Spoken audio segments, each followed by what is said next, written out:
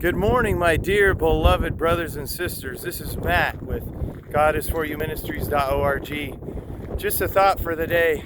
You can see the lights of the city behind me. Just a thought for the day on what we believe. I was just thinking, yesterday I learned about the Pygmalion effect. How we expect other people to behave affects how they behave. Because we send energy to them, and then if we expect them to be mad, we're going to change our physical posture, and it actually makes it come true. And I was just thinking how in the Bible the Lord told Abraham that I am thy shield and thy exceeding great reward. And you know what? Abraham believed God. It says in James, he believed God, and God reckoned it to him for righteousness. Maybe that's Romans.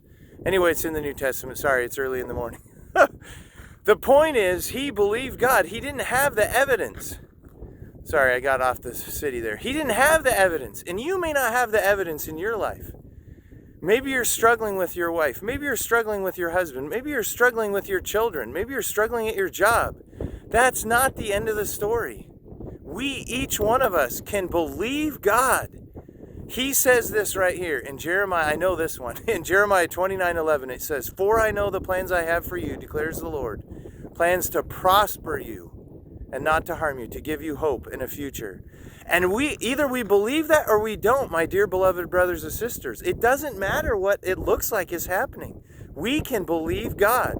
We can accept His word that He's for us. What we're experiencing now is not the end. It's not the final destination. And when we live our life instead of our story, when we live for Him and believe Him, that we're phenomenal. He created us to be phenomenal, to do phenomenal things and have a phenomenal life. That's our life. When we get out of our story, well, this happened to me. Well, he did that. Well, she did that. Well, this happened.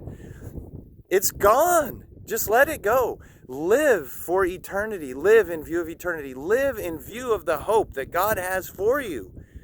That He's for you. That He wants to prosper you. That He wants to bless you.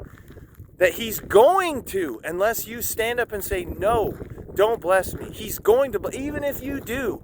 Jacob tried to figure everything out all by himself, and God blessed him anyway. That's how good the Lord is. So just today, just believe. I just encourage you, my dear beloved brothers and sisters, no matter what you're facing, no matter what it looks like to your physical eyes, Abraham and those in the Old Testament, they looked for a city whose builder and maker was God. There's that light out there that says, this is the way. The Lord Jesus says, come unto me, all ye who are weary and heavy laden, and I will give you rest. We can have rest in Him today. As we believe Him, that's what faith is, taking God at His word and saying, okay, this is the way I'm going to go. And I encourage you to do that today. Thanks so much for watching. Have a great day.